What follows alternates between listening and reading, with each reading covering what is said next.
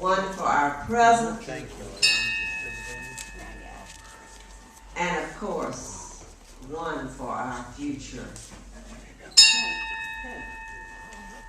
We invite you to listen to the Golden Hours Youth Ensemble. I may not have gotten that just right, but it's close. These folks are quite comfortable in this room because they've been here many times and practiced in this room. Right, and now they are here as our guests to play a prelude for you. Thanks very much.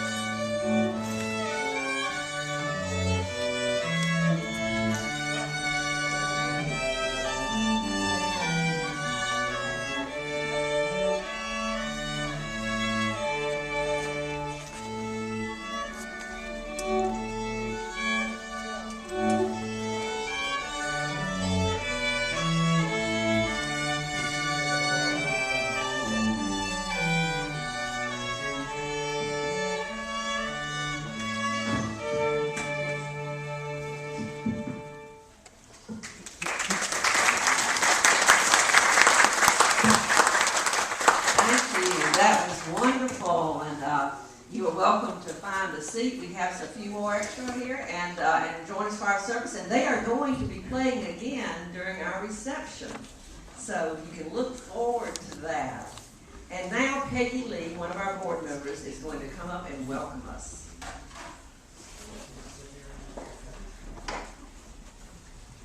Good morning, everyone. Good morning. I am Peggy Lee, and I'm a member of the board of this church, and I am happy to be here. Welcome to the Unitarian Universalists of Coastal Georgia. This congregation is affiliated with the Unitarian Universalist Association. We welcome you to this, our religious home. And our worship leader this morning is Reverend Jane Page.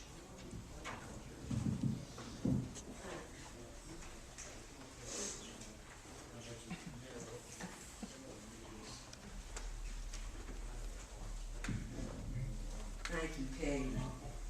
You all have a program. A lot of times we don't use programs in here. We have generic ones that we use, or we use a screen. But this is a special occasion, and Lolly Bohannon has fixed up a wonderful, beautiful program that you can read a little bit about us and follow along for the words you'll need as we recite things together in the program. And you can see from that the next thing we have is we're going to share our congregational covenant.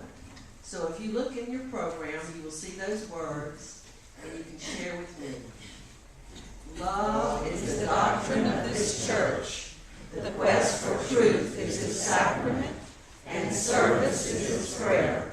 To dwell together in peace, to seek knowledge and freedom, and to serve human need.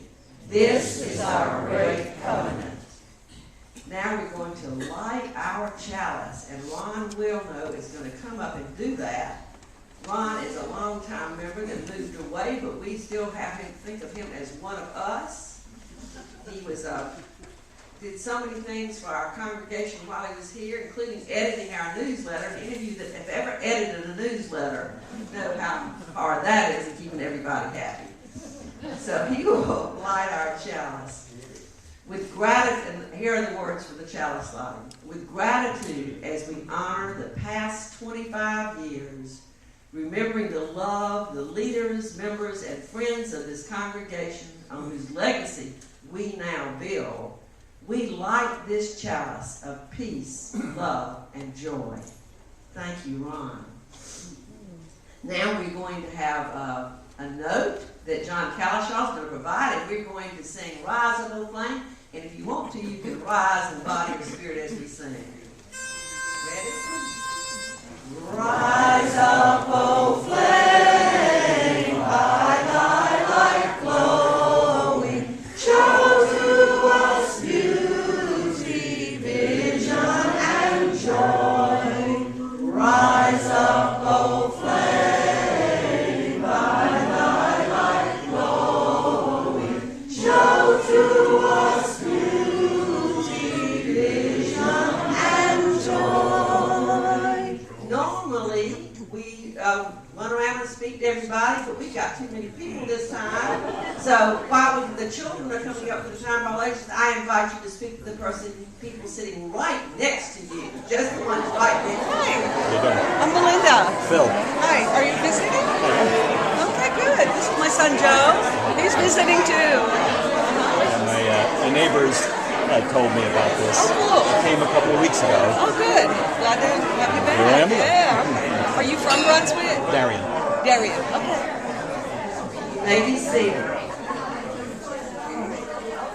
Good morning. Good morning. I am Now is the time for all ages. And I'm going to hand the microphone to someone. And here he comes. At homecoming, we're staying the church, the East Church here. Am I just hearing voices? That's a good sign, right? Did you think some chairs?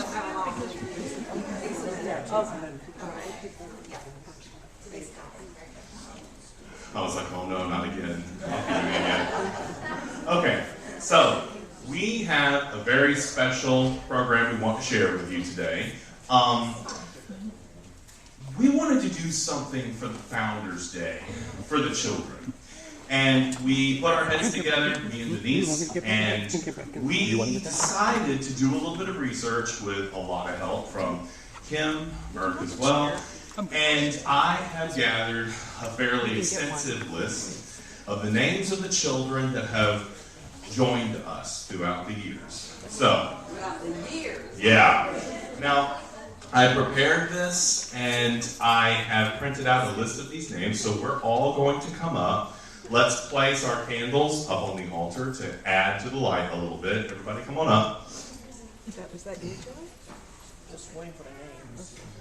Add a little brightness. I love how you're bunching them all up in one spot. That works well. Not exactly what I had in mind, but that's what we're doing. I like it. Everything has to be equal. It's beautiful. It's beautiful. Okay, give me 1 second. I'm calling an audible here. Let me. You want to do it too, Johnson? Here you go. All right. Why don't we all stand up here real quick? We're going to slowly read out these names. What's your name? Jamie. Jamie. Why don't you go ahead and start for us? Well, if I can ever get the microphone right. Read them out for us. Jacob Alexander, Ben Alexander, Johnny Beckham, Pierre Decatry, Pearl Daughtry. Pearl Daughtry, Miles Eason, Reed Eason, and Freddie Fulham. Good job. My handwriting is challenging. You ready? Alex Flanders, Joe Flynn, Furlong, Yeah, Furlong. He's here. Furlong. Matthew Givenja, Michael Giacomini, Ali Key, Sasha Key, Kelsey Claude. Good job. Yep, your turn. Jocelyn Lee, Sydney McGettrick, Matthew Merck, Isis Mosley, Auden Spano, Andrew Spano, Hudson Squires, Hayden Squires, Corin Squires, Garrett Squires, or Gerald? Garrett Squires, Anya Stanoff, Sebastian Stanoff, and Sarah Solecto, Sarah Beth Sepp.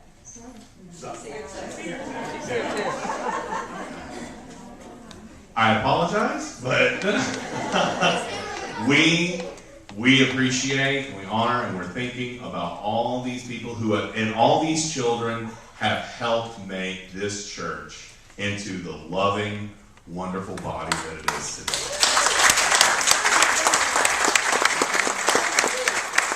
Absolutely. Yep. All right, and now my littlest one is going to lead us in the children's affirmation. You ready, buddy? All right. We, Unitarian Universalists, people of open minds, loving hearts, and helping hands. And John, y'all stay right there. John's got the note, and we're going to sing it out. Ready? Beneath our arms, we shelter you. You warm our hearts as you pass through. May our love guide you as you go, to help you learn and help you grow. Thank you, David and children, for that wonderful time for all ages. The next thing you see on your program is going to be a little different. In a little bit of meditation, I've decided to do a litany of gratitude because we have so many things that we are grateful for. But we're not going to try to name people's names because I found out that I forget and leave out somebody when I do those kinds of things. Instead, we're going to lift up things that folks throughout this whole time have provided for us and that we're so grateful for. And then we'll have a congregational response. And the congregational response after somebody lifts something up is, we are so grateful. Let's practice that. We are so grateful. I'll do the first one. For all of those who served on our board of trustees, some more than once. We are so grateful. Now I'm just going to pass this mic around. You lift your hand if you have something you want to share. For those who provide coffee and all the delicious refreshments. We are so grateful. For all of those who step forward with leadership for the membership committee, and they greet our new people and old people and just everybody we love to see here today. We are so grateful. Anybody that has one, just lift your hand up. We are so grateful for the tech-savvy people who were able to help us out, and it brings us all together so we can be here in person or via Zoom or whatever. We're so grateful. We are so grateful.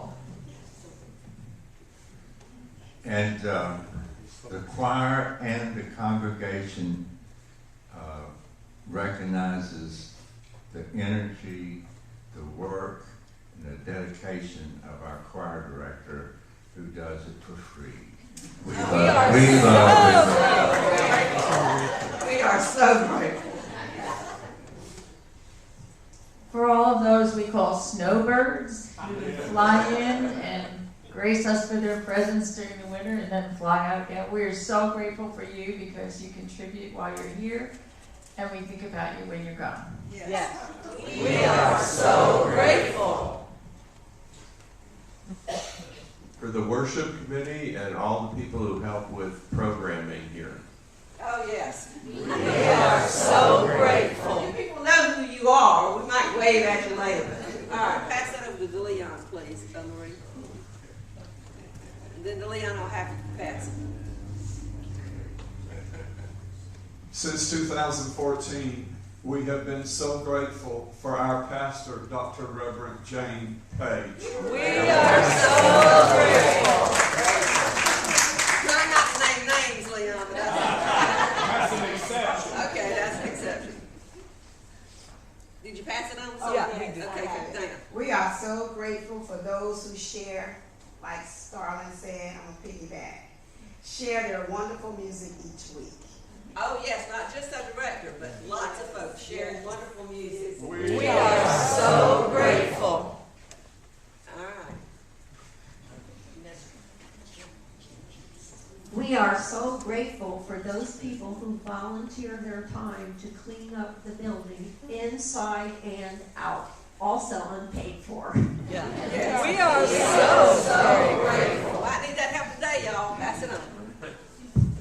All right.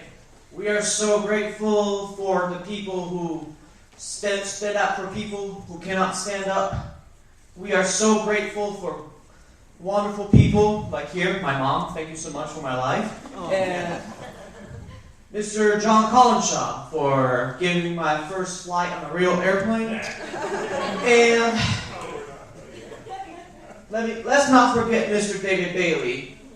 We are so grateful for me to accept my crappy end of term essay, but hey, you like it, man. So that should be good or something. Oh, wait, I'm not done. And last but not least, we're so grateful to Lee and Peacock and wife. We are so grateful. For being welcoming of visitors. We are so grateful. For those in the community who work with others in the community for justice, and that has been very evident, and to meet the needs of folks in the community. We are so grateful. For those who bring artwork and flowers to decorate the sanctuary each week. We are so grateful. Hey, we even have some in the bathrooms today.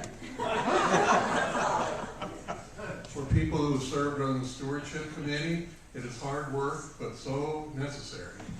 We are so grateful.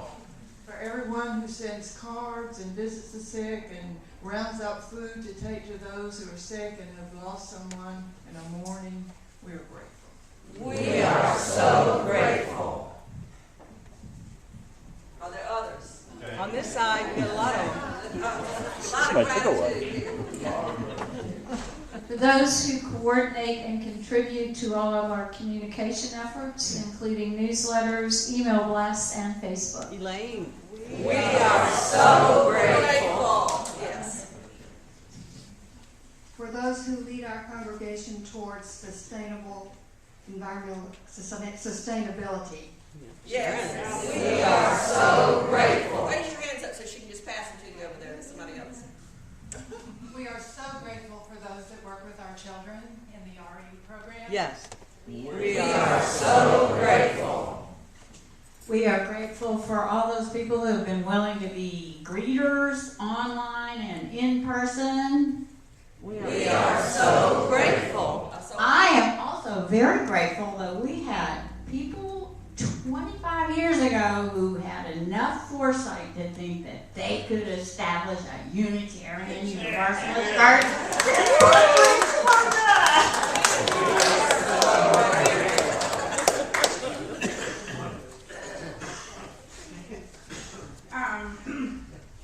I'm particularly grateful that this church had an interest in the deaf and hard of hearing and made sure that there was technology so people could hear. We are so grateful. So grateful for that. I am so grateful for those who lead special efforts to assist our congregation financially. Yes. We are so grateful. Very meaningful. Others?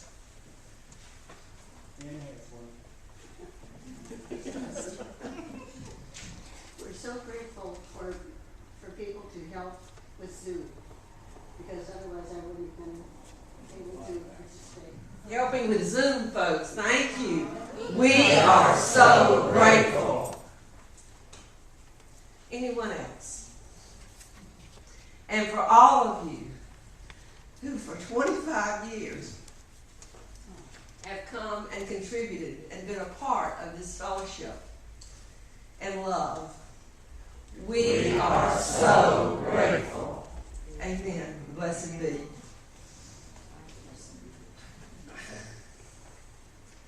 Now begins the central part of our program. This is divided into three parts: remembering the past, appreciating the present, and envisioning the future. And for remembering the past, our first speaker is a founding member who was here from the very beginning, Dr. Doran Shoemaker. Oh.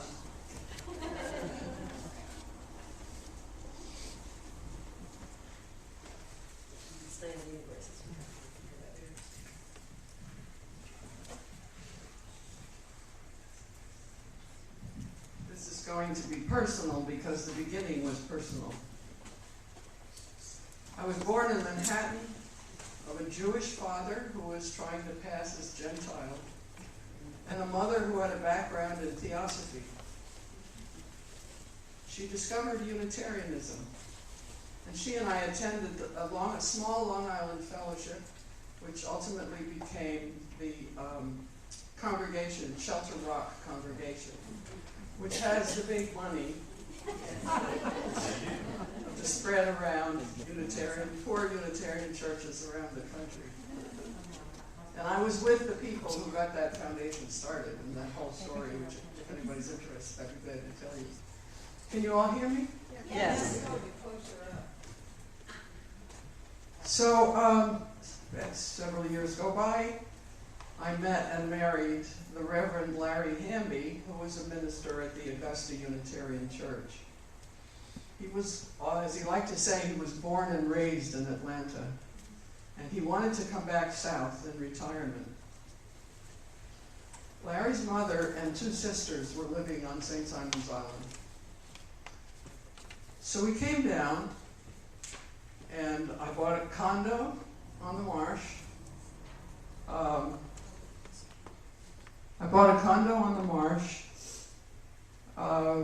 Got the Spanish moss, the live oaks, the perfection, the chiggers. Well, never mind. In 1993, we moved down, and I was able to bring my company with me, which was internet-based, so I was able to do it here. And we thought everything was great. But then the shocks came. His mother and his aunts casually tossed the N-word around. They were from Atlanta, too. They called Brunswick N-Town. And they were afraid to come in. The strangest thing of all was one of the sisters had this basket that she'd bring out, and everybody laughed. They were little plastic black infant babies. And she called them her N babies. And everybody got excited and laughed. And I thought, what have I gotten myself into? I said, Larry, we have to find some liberals. So we contacted what's called the Church of the Larger Fellowship, which is where you can get a newsletter, and if you don't have a church, Unitarian church to go to, you can get a newsletter and so forth. And there were several people down here who were involved in that Church of the Larger Fellowship. So he got in touch with them. One of them was Bob Cummins, whose father was the president of the Universalist Church of America. So that's how we got the Universalist name. So we invited these people to my condo for breakfast one Sunday morning. I made French omelets a la Julia Child, gave everybody coffee. We sat around, got acquainted, and I want to tell you who was there because everybody says they were the first. And I want to tell you who was really the first. Ruth and Lloyd Walker, Howard and Vanessa Walker, Meg Musselman and her boyfriend Herman Levy, Mike and Tony Tennant, Bob Cummins, and Iz Rappaport and Myra Alpert. When Myra walked in the front door, she said, "I'm Jewish."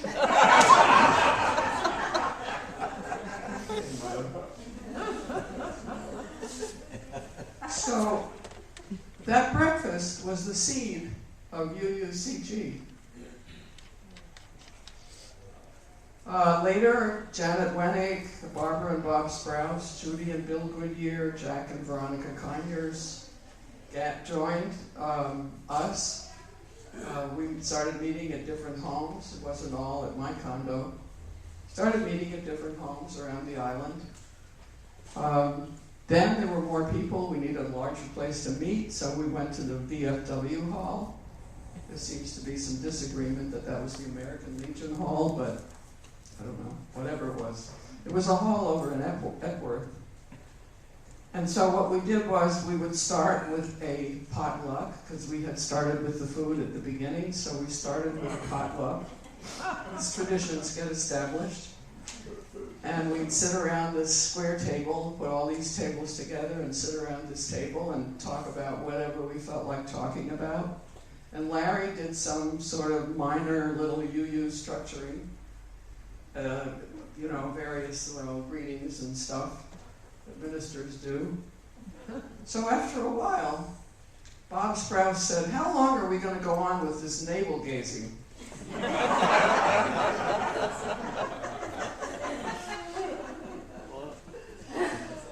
So Bob wanted Larry to be the minister, but Larry was burned out, and he said no, he wouldn't do it.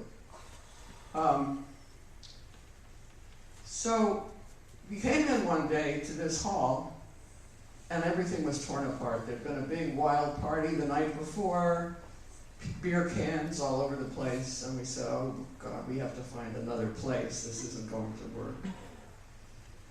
So that search started, and you'll get filled in on all of that. I divorced Larry, and then I left the group for several years. It was a long time before I came back. So here we are, basically 29 years later from that seed that we planted. What we have here now is the lynching of Ahmaud Arbery, and now we have approximately 6 members of color in this congregation. And there's a saying in French, the more things change, the more they stay the same. Thank you.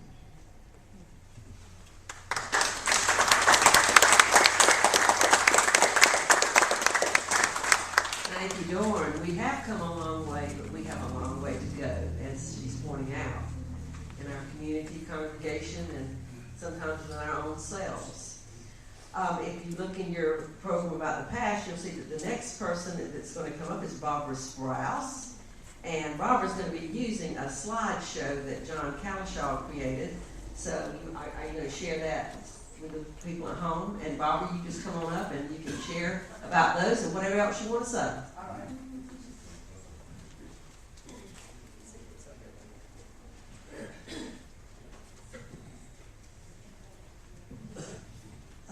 Okay, here is entering St. Simon's Island, and our group started on St. Simon's Island, as Doreen just said. And she mentioned American Legion. The next place we were was at the old post office. That's her house first. Oh, that's my condo where they first met. Where she had her breakfast when they first met. And then that's American Legion on St. Simon's Island. And then the next place, this is Retreat. We did meet at Retreat. That's where we also signed up to become part of UUA. And that's a picture of the founders who were there that day to get us signed up. Retreat let us use that room over there as long as enough people stayed for lunch, so we didn't have to pay if enough people stayed for lunch. And it was a beautiful place. But we didn't meet there very long. And then we went to the old post office. Now, that's the old post office on the left. Some of you will remember being in there with the drippy roof, and it was a good place. It was big open space. We stayed there for a while. Now it's the place where the Heritage Center is. It's a beautiful place now. But we were in the old post office for a few years. And then we came over to Brunswick. That's where we came. And it was the best thing we've ever done, was come over here. Right now, our congregation is made up largely of people who live in Brunswick. Our majority of members are in Brunswick, Darien, St. Mary's, and Jekyll Island. So the good thing was that we came over here. We bought a lot on Ellis Street over here. We don't have a picture of the lot, I'm sorry to say, and we do have a picture of some of the members there on our lot. It got to be, we had a contact with architects in Savannah that Jerry Heckstrom arranged. He was our resident attorney, and he made the contacts with the architects. But then, while we were still working on that place on Ellis, we were meeting at Toucans.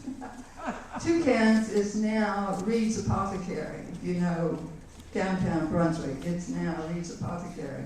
Well, while we were there at Toucan, our UUs created a play.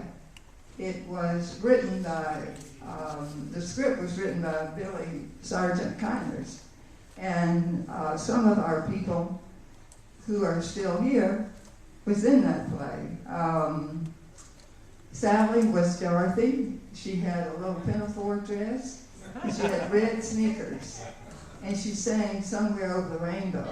But she added some words to it that we were looking for a home, and we were. Kim was Scarecrow, the straw man. Billy was the Tin Man. Bill Phillips was the Wizard of Oz, and it was a lot of fun. And Sally has still sung Somewhere Over the Rainbow at some of our other functions, but we were looking for our home then. The next place we went was the Ritz Theater. There's the Ritz. At the Ritz, we had a great big box. I think it was a big red box in the back where we kept our things. We had our. I think Nick Shorey built a little small lectern for us to use, and we had a piano. What's that called? I brought that in. Oh, did you? Oh, we kept that in there. Well, Billy was our pianist for our yeah, you were a good pianist. We were there for about 4 years, and we put out the sandwich board in the front so people would see that we were there. But we were there about 4 years, and then we found this place. This is our home now, 1710 Foster Street. I have to say that these are places we've been, but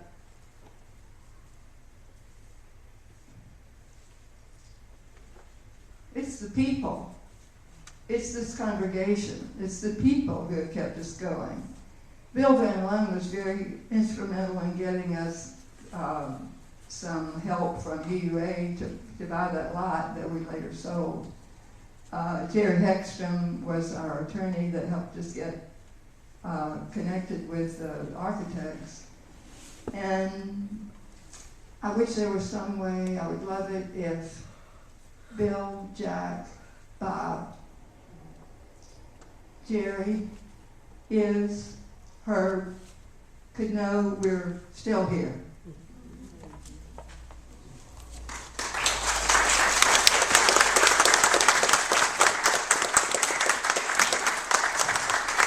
Thank you, Barbara. I always say at memorial services when when people die, the love that they gave, the gifts that they gave, the love that we shared with them never dies. And so all of that is still here among us. Thank you for those memories, Barbara. Now we move to the present, and we're going to have Bill Phillips come up, and he's going to share a little more about this building and some of the things that made it possible and some of the gifts for this building. I've lost him. There he is. Reverend Bill Phillips is our Minister Emeritus. Let's give him a hand as he comes up.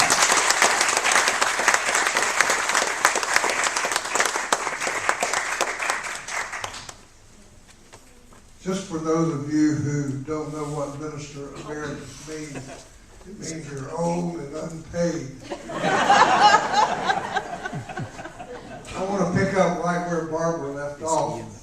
I'm going to go around this room pointing out to you some of the gifts that helped make this building what it is. And we're going to start with Ken Trobol, who found this building and this property.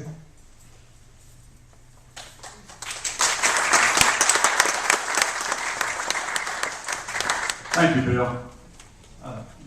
Just a brief prelude, because it kind of ties together. When we found the one lot in near the courthouse, had a little sign on it for sale, but it wasn't big enough, but there was other land around it. So with help from my son-in-law, Jerry Peck, who's a real estate broker, we researched and found the people who owned and had to trick them down somewhere, the nearby lots. So we wound up doing options on 3 lots. Options because we didn't want any of them unless we could get them all. And we did finally put together a deal to buy all 3 lots over by the courthouse running between Ellis and Norwich for $130,000. And then that was early '06. So then for the next 2 years, roughly, we were busy raising money, lots of good fundraisers and auctions and so forth. And also beginning to think about what kind of building we wanted, what features, and sending out requests for proposal to various architects in the region.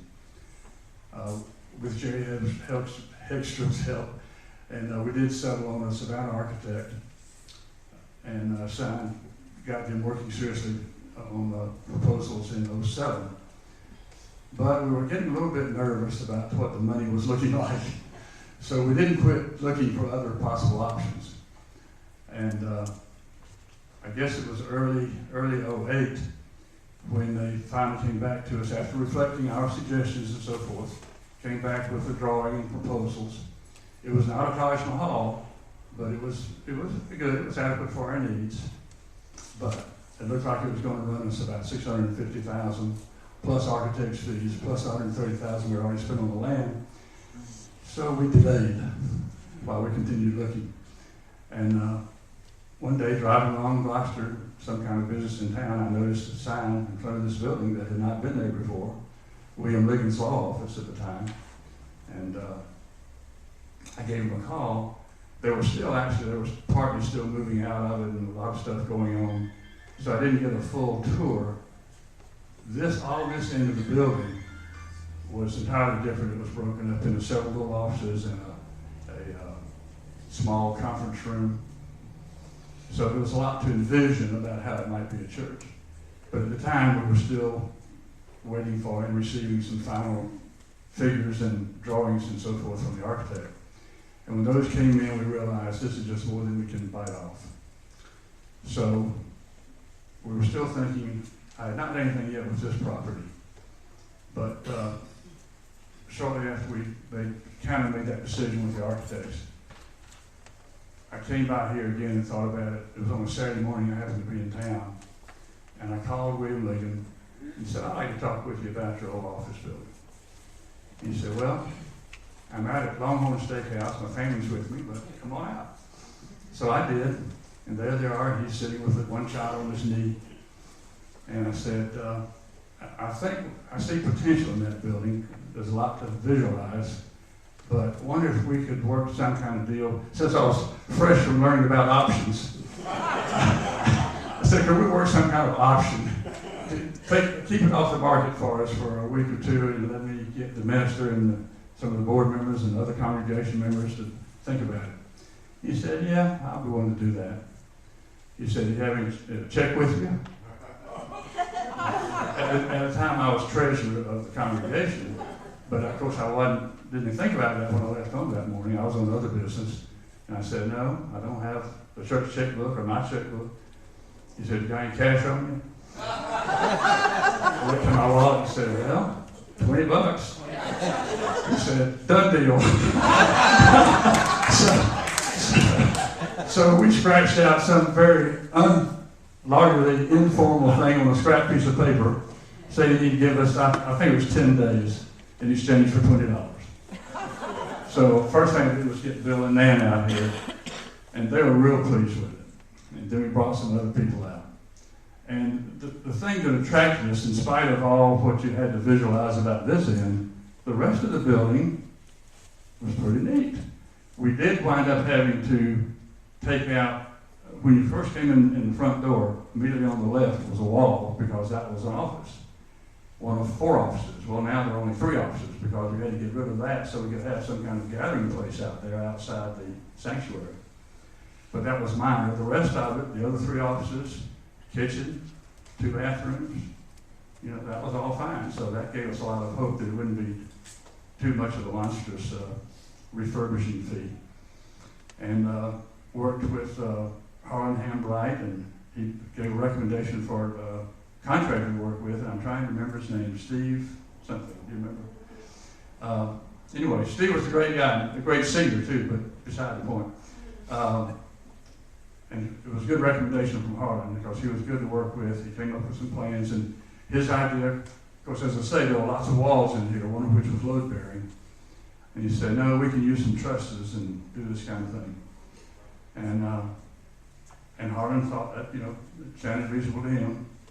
But some of us were nervous Nellies, and I was one of them. And I kept thinking, now wait a minute, man, you're going to have all that force, all that stress from those trusses on this raised ceiling, pushing against those outer walls. How do we know it's not going to push a little too much and the center caves in? Of course, Steve was very confident that it would work, but just for fun, just to make us nervous Nellies feel better, I did contact a structural engineer on St. Simon's named Monty Korb, an older gentleman who had been through all these kinds of wars many times. And for $500, he came over here and consulted with us, looked at the building, looked at Steve's plans, and I think he made one suggestion. But the bottom line is he said, yep, that'll work. So we were off and running. And there's lots of other stories which other people, I hope, will tell about some of the finishing touches, but that's how we got in the building.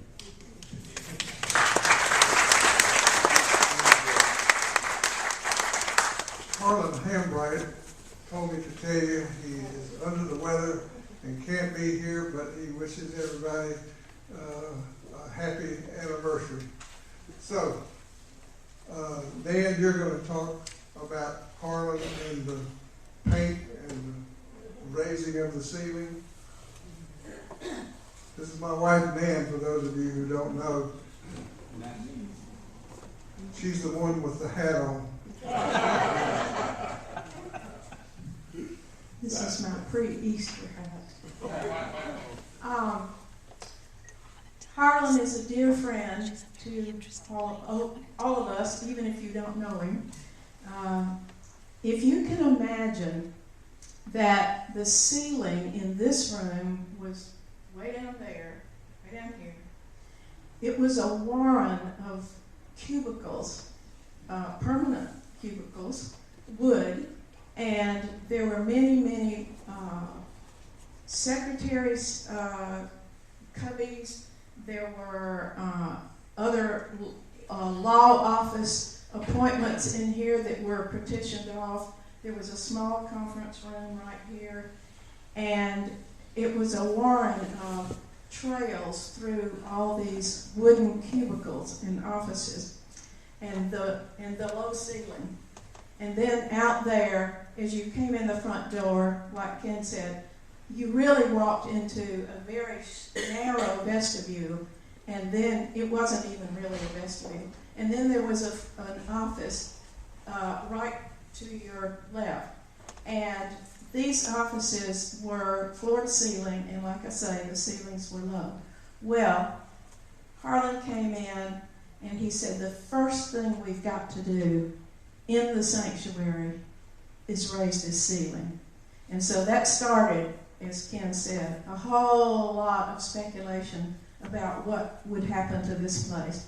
But it got done, and you can imagine the difference. There's a church, a UU church we know, that didn't have the option of raising the ceiling. And when we go there, in South Carolina, when we go there, we feel very closed in because it's a ceiling just like you might have in your bedroom.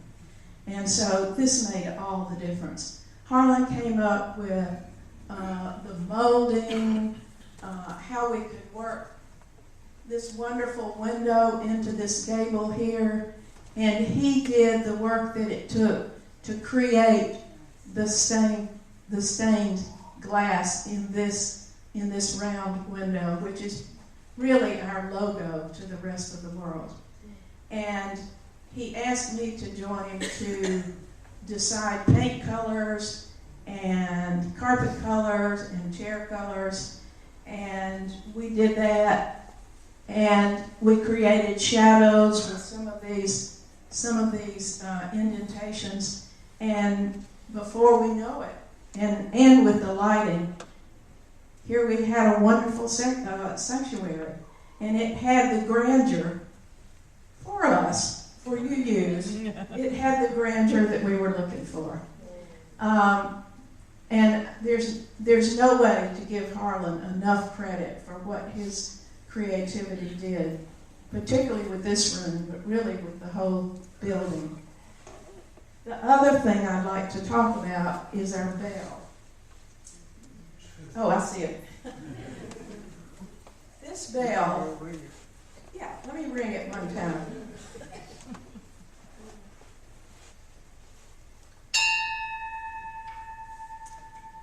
That bell, we had a dear friend on Jekyll Island, Larry Taylor, and his wife Beverly, and he worked for Cargill.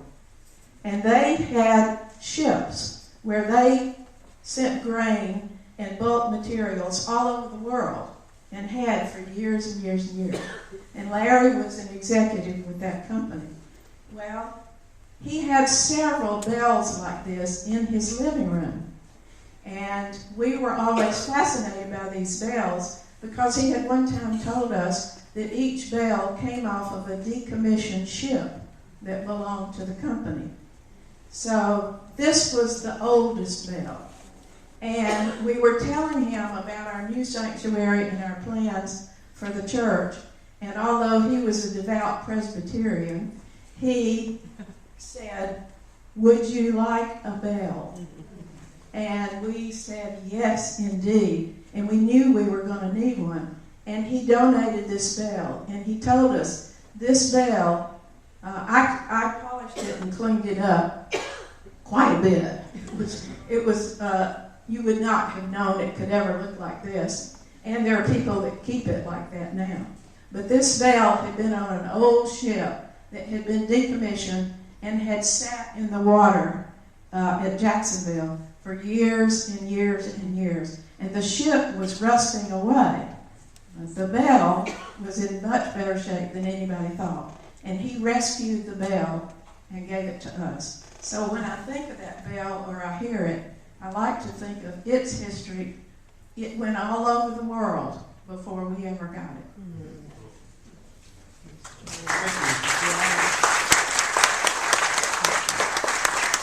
Yeah, I'm going to move around the room pretty quickly.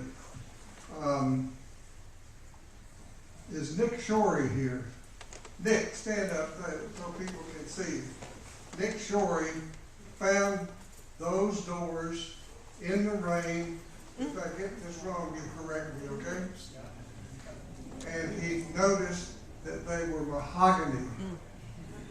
And Nick went to the, who'd you go to ask permission to get them? Actually, I don't know. Anyway, it was on St. Simon's Island. Look at those doors. Nick got those doors out of the rain, put them in his garage, and saved them for us.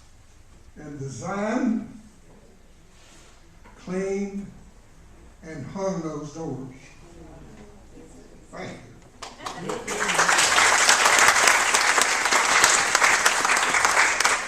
And also the stained glass window that is elongated up there, Nick and Peg donated to us out of their bathroom.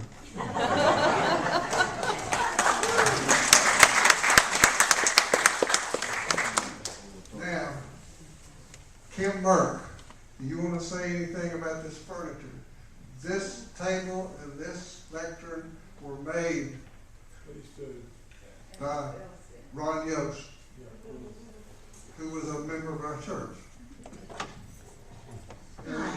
This is Ron's daughter. Yes.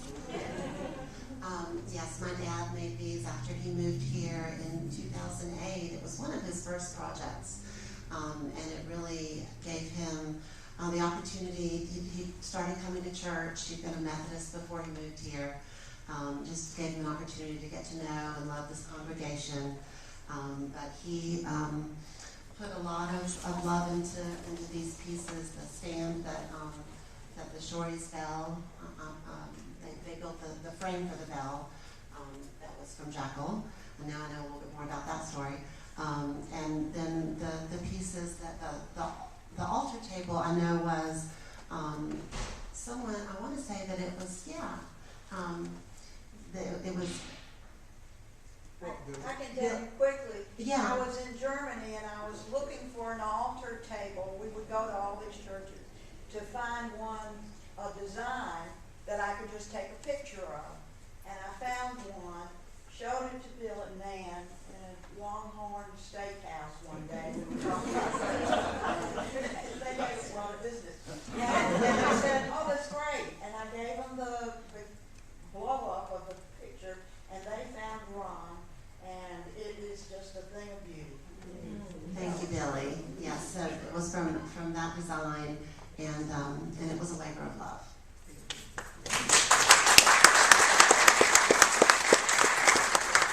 Also, Billy Conyers Sargent donated her piano. Oh, yeah.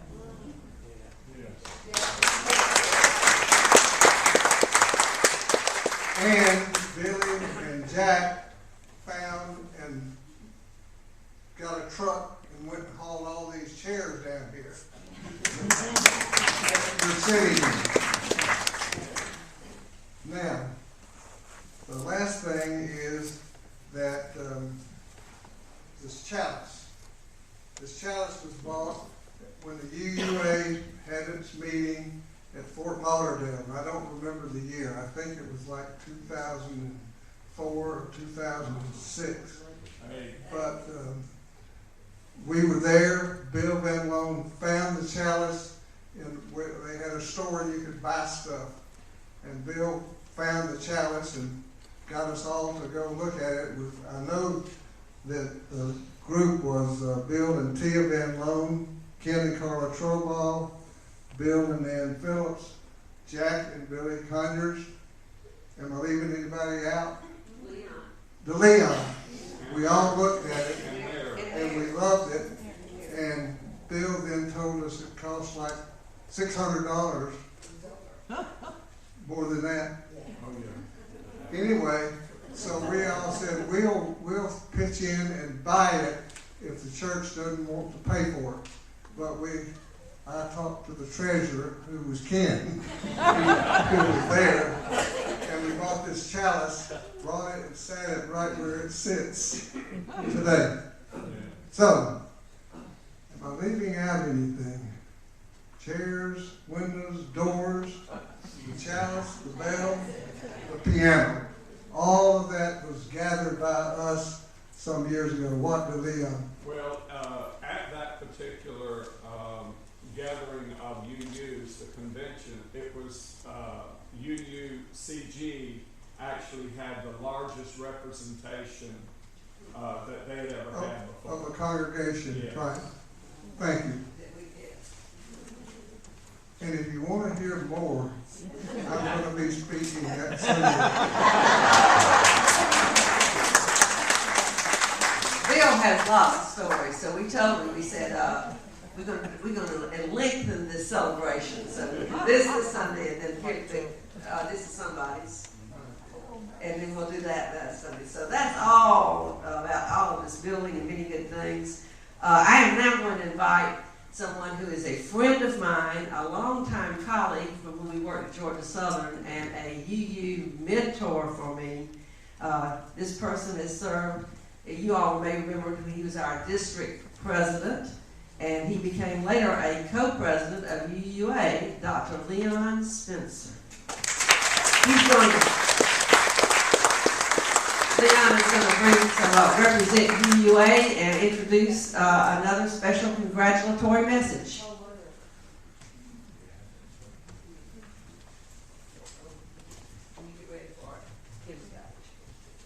I'm going to be brief.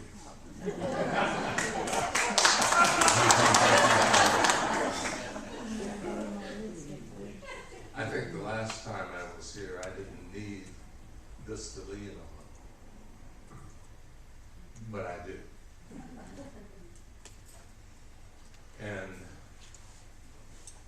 this is not a casual faith. This is not a casual faith. It requires much of us. And one of the things as I listen, and I'm not going to look at my notes here too much, one of the things that I look is that the theme for me was finding my way home. This is home. As you started to talk this morning, my notes just went out the window. They went out the window. And I think of those who are not in the room, and what a welcoming room to be in, and what work that you have done, that this could be an opening door for many. I'm from Savannah. I first heard of Unitarian Universalism, and, well, I heard of Unitarian in 1957.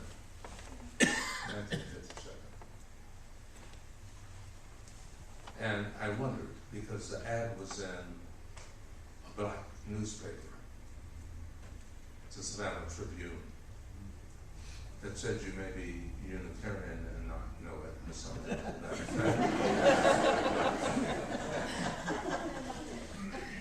Well, I knew I had a core and a center because I attended 7 different churches with permission of family. So we were Unitarian Universalists and didn't know it. So when I asked someone, well, what's a Unitarian Universalist? And I'm going to be brief here, and it does have to do with your birthday. What's the Unitarian Universalist? I had a teacher and mentor who said, look it up and come back. I looked it up and I came back. And she said, they're good white people. That was her response. She said, they are good white people. I work with them. I worked with them for justice in the city of Savannah in 1957. I was invited to come to the home, but I was afraid to walk from my side of town to their side of town, although the door was open. This is not a lecture. You have an open door. You are celebrating your 25th anniversary. And you have such a wonderful history. Because you have to look at your history. You have to look at your events. That's what I've been thinking as I was sitting there. And I haven't gone to the notes. You have a beautiful history. It's a history of Unitarian Universalism. It's a history of Unitarian Universalism here in Brunswick. It's a history that's full of events. Events that help to shape you into who you are now at the age of 25. Challenge, what will you look like 25 years from now? When we are history and other folks are trying to have defining wonderful events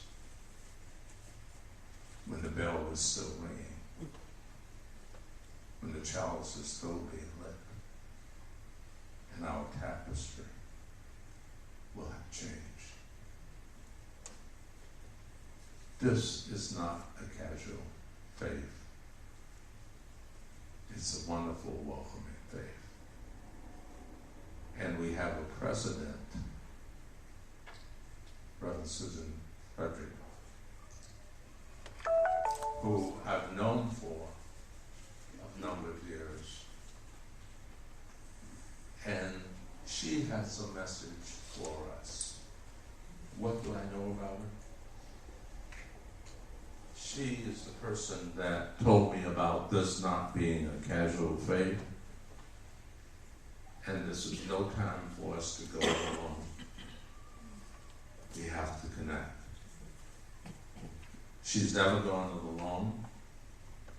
In the UUA, she led, was one of the leaders in the Charlottesville fight white supremacy demonstration. And she wasn't a one-time demonstration person. People's Campaign on Poverty, witnessed at the U.S.-Mexico border when we had the GA in Arizona, expanding voters' rights in Florida. In addition, she writes a column for the UU World that I hope you read. Are you folks hearing me? Yes. I figured that you would tell me if you know. So, I hear you. you hear? Okay, fine. Because I don't hear well. And so, I bring you greetings, but a happy birthday. And the person to bring greetings would be the Reverend, the Dr. Reverend. We like our titles. The Dr. Reverend, Susan Reverend. And this is for a message. I'll be quick, Reverend Jane. Reverend Jane asked, would I give greetings from the UUA?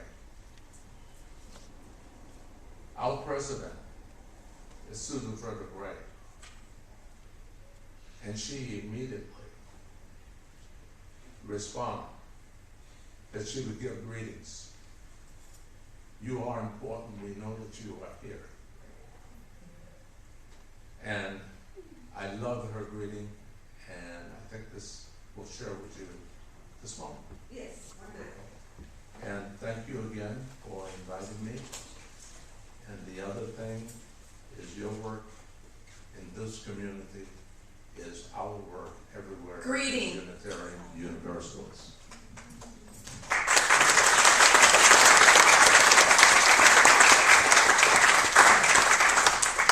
Our president. As Unitarian Universalists of Coastal Georgia, I'm Susan Frederick Gray, president of your Unitarian Universalist Association. And on behalf of everyone at the UUA and our wider association of congregations, I am delighted to celebrate with you your 25th anniversary. As Unitarian Universalists, we know how much our communities matter. And I believe that when we live our values boldly, both within and beyond our walls, that we are one of the most powerful forces for good in our communities. Only together, with courage and love and commitment, can we be the people that we are called to be. Thank you for the ways that you are living our UU values and your mission in powerful and generous ways. I send my love and appreciation to all of your members, leaders, staff, to your minister, the Reverend Jane Page. For 25 years, your congregation has been nurturing spirit, working for justice and building community. I'm especially proud of the work that you are doing to combat criminalization and to defend and support Black lives, including after the awful murder of Ahmaud Arbery. May this 25th anniversary be a source of enduring joy and celebration, and may it serve as a reminder that we are all connected by unseen but real threads of intention and ministry, of care and mission. I hope on this day you may feel your wider association of faith celebrating with you and remembering the ways that we are a covenanted community, committed to one another and supporting one another and celebrating during these times of joy. I send you much love and deep blessings to all of you as you celebrate this anniversary and as you prepare for the next amazing chapter in your ministry. Much love and congratulations. Thank you.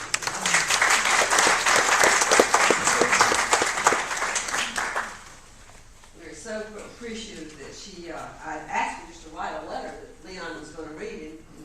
She said, no, I want to send a video. You know, you can't make it now, but I want to send a video. And we're so appreciative. So who are we now? Today, look around you and you will see. We are a congregation with a supportive ministry to children, exemplified by raising funds for an excellent playground. I'm sure they're out there now. In memory of Sarah McGettrick and more. We are a welcoming congregation, and I think of Mary Freeman now. She's not able to come this morning, but we are a welcoming congregation that achieves renewal each year by providing good programs and outreach related to our LGBTQ community. We are a congregation that provides worship services that connect us to one another and all that we hold as sacred while challenging us to do good work in the world. We learn and share together through religious education classes, small group ministries, and book readings.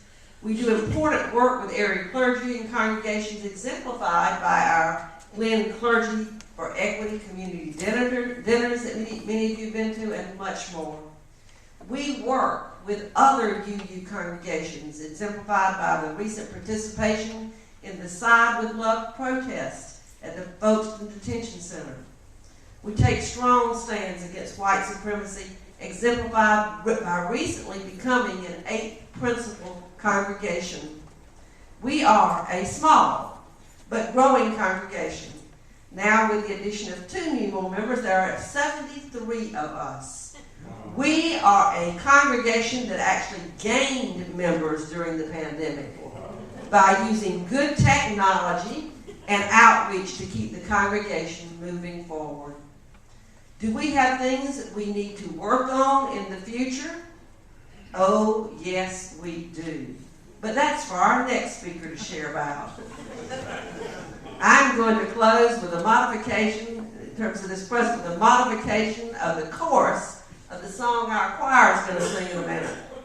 And the last line is the same, okay, choir? And so perhaps when we get to that, y'all join in and help me. And here's that modification.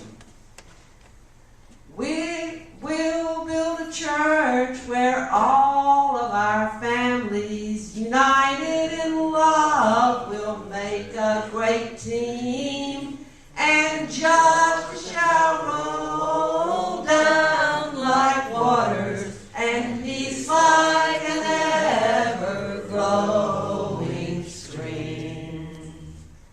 And now, for the future. I asked the choir to sing sing this song, We'll Build a Land, for our anniversary, because it's a song about what we can build for the future.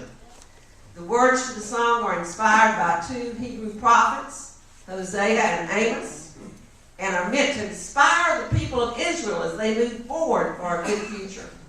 Of course, we're not trying to build land, but we're trying to build a beloved community. And we need a song to inspire us too. So you may need to do a little translating at a time in the theology and those kinds of things, but the message is the same. That is, that together we can learn from our history and progress to a community where justice rolls down like waters and peace like an ever-flowing stream. Choir, come up and share with us. This is from the hymnal number 121. We would be happy if you all join in singing with us. There are hymnals under your chairs. You have to look on this one. Yeah, just gonna make my way to share. I'll grab that. All right. Yeah, I still got some. That's fine. Oh, right. Okay.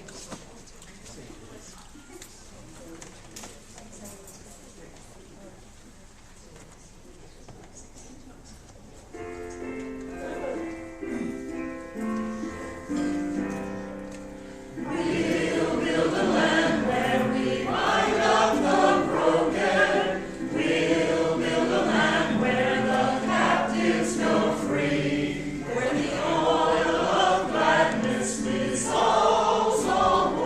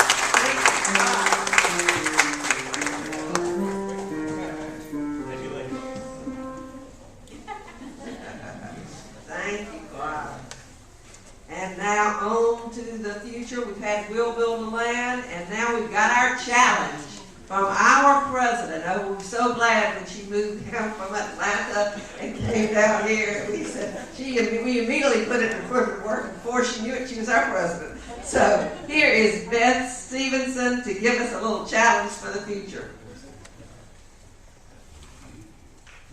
Thanks, Jane. I kept hearing this was going to be the challenge. This was going to be some sort of culmination. But I'm going to. I will tell you that I didn't do it myself. I asked all of you for your thoughts. So I'm just going to share what you all are thinking. The first thing I'm going to say is I just wanted to look at everyone, take these reading glasses off, and look at everyone because I want to thank you all so very much. We're really relatively new. We sort of jump into things, and we moved down here, and my husband and I immediately said, where is the Unitarian congregation? We need to go find them and find people that we knew we were going to love and care for, and it was going to be wonderful, and it was. And now I hear the backstory of all this energy and the time and the volunteers, and I will share something that will embarrass my husband. But we have lived all over and been to many Unitarian congregations and fellowships through the years, and he says you're his favorite. So just so you know, it's true. He walked in here and he said, I like this. I like the size. I like the folks. This is wonderful. So I'm going to start. I'm going to do 5 slides with data, if you can believe this. And then I'm going to do a reading. And then I'm going to do an activity. And so it's going to be very short, and I'm not going to geek out on the slides. So this is a survey we did, and we call it Making Our Dreams Come True, UUCG in the Next Years, and we are using it here, but we're also going to use it for some strategic planning on the board. So the board and the membership committee and other people contributed questions. We only had 26 people respond, which I think was probably family groups too, so this isn't super scientific. But it's around, so if you still have input, please fill it out. The first slide, which Kim's going to show, so it's nice to know what base we're going to build on. You know, why do you attend UUCG? These are our top 5 answers, and I think they're great.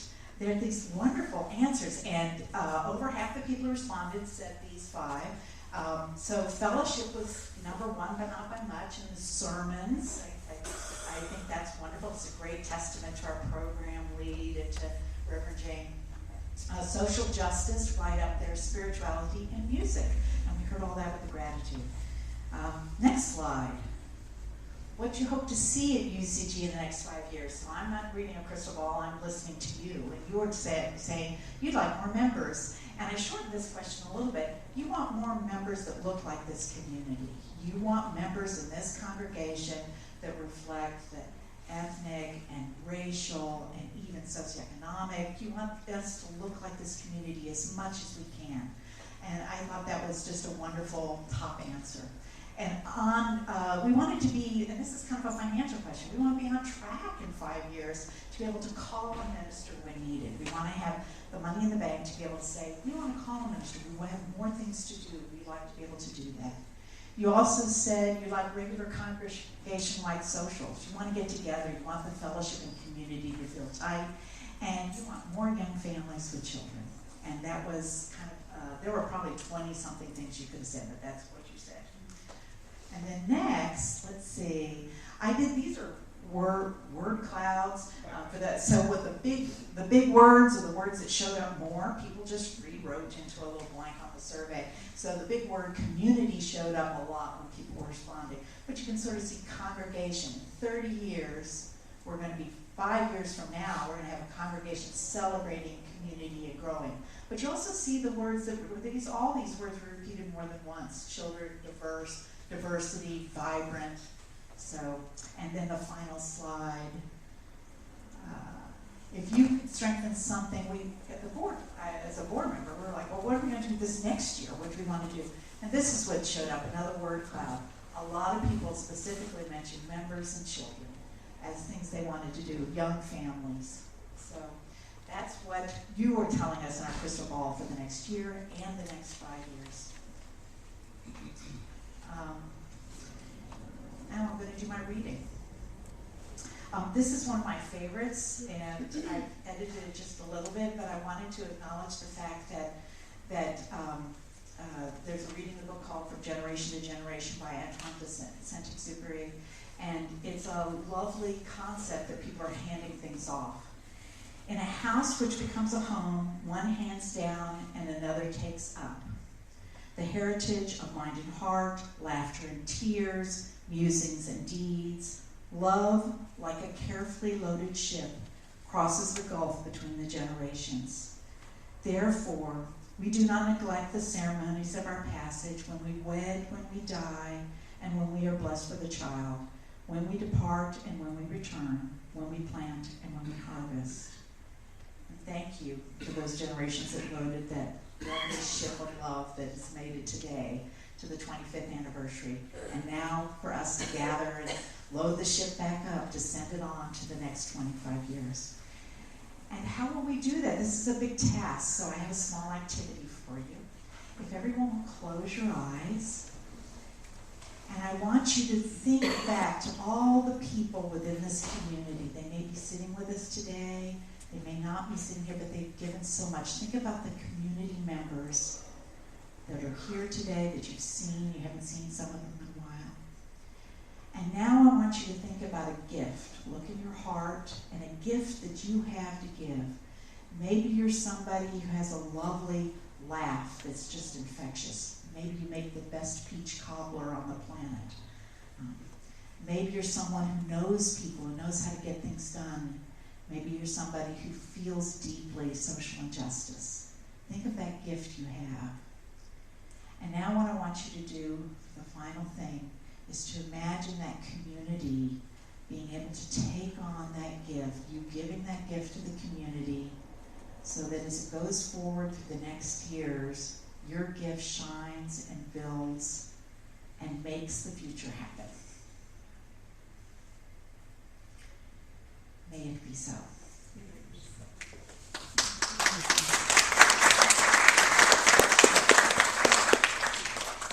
Thank you, Beth. And since Beth asked you to imagine your gifts, the pies and the things you can do, this is my opportunity to put in our plug for our fundraising that's going to come up very shortly. You can be looking in your bulletins. I have a picture to show you for our Dime for Dollars. When we raise funds, y'all, that we need for we raise fun as we raise funds, and we eat too a lot of times. So you'll be hearing about this. Myron's going to get something out to you. But mark off at the weekend, first weekend in May 1st weekend, for a good time that we're going to be having, raising lots of funds. And we hope many of you will contribute your gifts and have meals at your home, themed meals or whatever you want to do. And we will just have fun and enjoy being together as we raise the much needed funds that we will need to do the good work that we do in this community. We're going to sing one of our favorite songs, now probably our favorite song. I'm going to ask John to come up and get the microphone. I'm going to play it on the piano. And for this song, for those of you that want to, I invite you to rise in body or spirit as we sing Spirit of Life. 120, it's on, the words are in your program.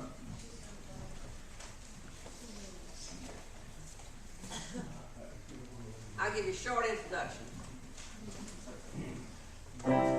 Let's stay.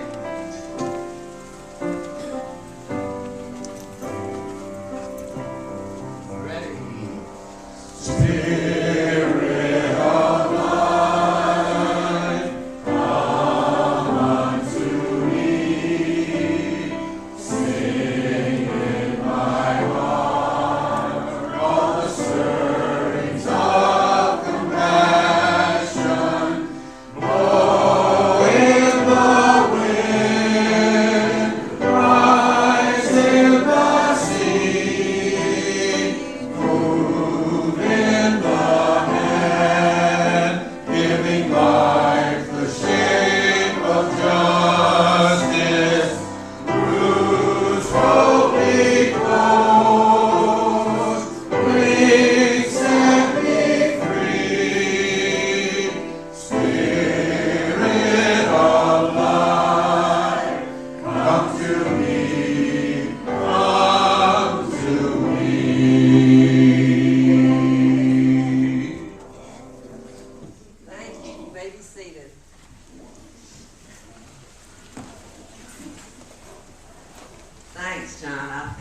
I was gonna call on him, but he's always ready to pop up and help out. Now is the time we're going to extinguish the chalice, and I'm going to ask Ron to come back up. And when he gets back up here to extinguish this, we're going to all read together the words that are in your program. Ready? We extinguish this flame, but not the light of truth, the warmth of community, or the fire of commitment. These we carry in our hearts until we are together again. Before we sing our benediction, I have two other things to share with you. One is we did not pass the basket, but we have baskets in the back. And we would like for you to know that we really appreciate the pledges and things that you send us all the time, and the extra money you throw into the baskets that help us do things good in our community. So if you have something in your pocket you can pull out, we've got our baskets back there, and we would be glad for you to throw those in there. Now we are going to have a reception, and we decided to have the reception in here. Y'all want to roll out the cake here? Is that what you would like to do? This is the cake. And to you, happy anniversary to us, happy anniversary to us, happy anniversary to us. And many more. And many more. Let's go blow out the candles.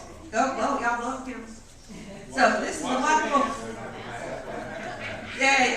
Did you get a picture? Can you want to? Please don't blow on the other one. Yeah. All right. So thank you. And now, let me. The candle. Yeah. Don't spit on it. Okay. These are beautiful. So we'll get a picture of that. I'll get a picture of our camera in a little bit.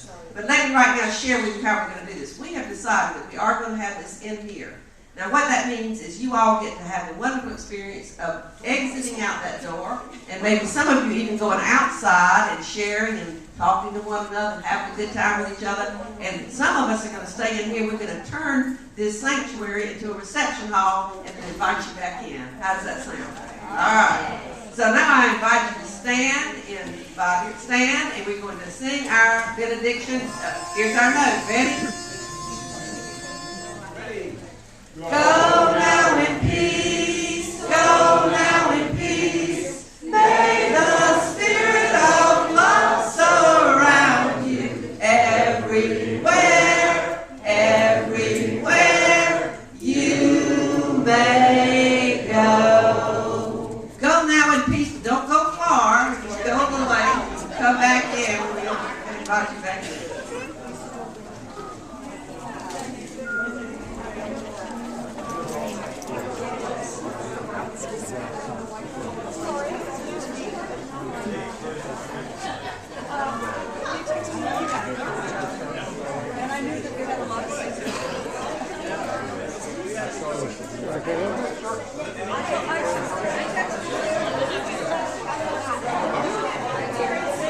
It may have cut off, but no. It's still going.